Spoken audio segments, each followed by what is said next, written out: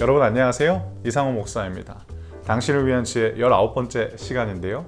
오늘은 잠언 19장 2절부터 3절 말씀을 통해서 여러분들과 함께 나누도록 하겠습니다. 제가 읽어드리겠습니다. 지식 없는 열심은 위험하고 조급히 일을 처리하면 그르친다. 자기의 미련 때문에 망하고서도 마음으로 여호와를 원망한다. 오늘 솔로몬은 우리에게 어리석은 사람 한 사람을 소개하는데 그 사람은 일을 그르치는 사람입니다. 그 사람이 일을 그르치는 이유는 무엇이냐면 두 가지 때문인데, 첫 번째는 지식 없는 열심입니다. 그 내용이 바로 2절이고요. 또 2절에서 이 사람이 일을 그르치는 또 다른 이유가 나오는데 바로 조급함인 거죠. 그래서 이 사람은 일을 그르치곤 합니다. 그런데 이 사람이 일을 그르치고 난 다음에 반성하는 것이 아니라 원망하는데, 그 원망의 대상이 바로 여호와였다라는 것입니다.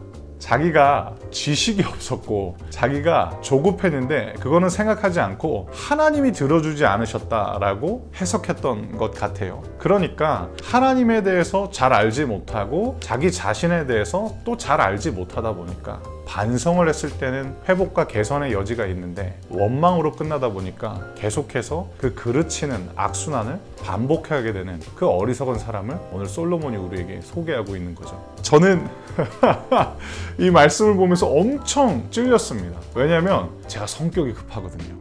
많은 분들이 제가 성격이 급하다면 되게 놀라세요.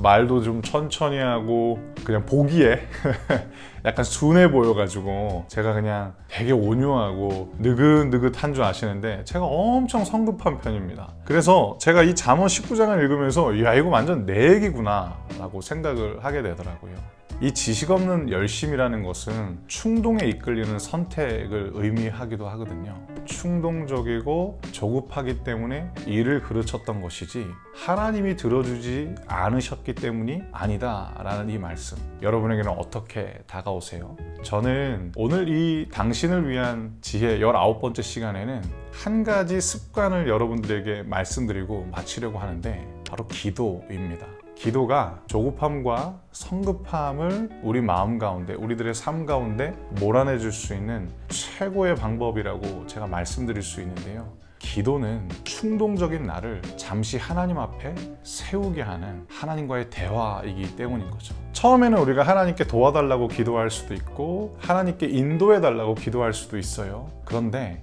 조금씩 기도로 시작하게 되고 기도로 마치게 되다 보면 조급함보다 우리가 구하게 되는 것은 무엇이냐면 하나님의 뜻을 여쭙게 된다라는 거죠. 그렇게 하나님의 뜻을 여쭙다 보면은 원망하는 것이 아니라 일이 내가 생각했던 것과는 다르게 진행될 때 나를 돌아보게 되는, 솔로몬은 이를 반성이라고 표현을 했는데요, 나를 돌아보게 되는 유익한 시간을 갖게 한다라는 것입니다. 기도보다 앞서는 그 모든 것이 결국 조급함이었더라고요. 기도로 시작하고 기도로 마치고 경험했던 일일수록, 자신 있는 일일수록 그 앞에서 먼저 기도하는 하늘의 지혜를 누리는 저와 여러분들에게 주님의 이름으로 축복합니다. 그러면 제가 여러분을 위해서 기도하고요, 마치도록 하겠습니다.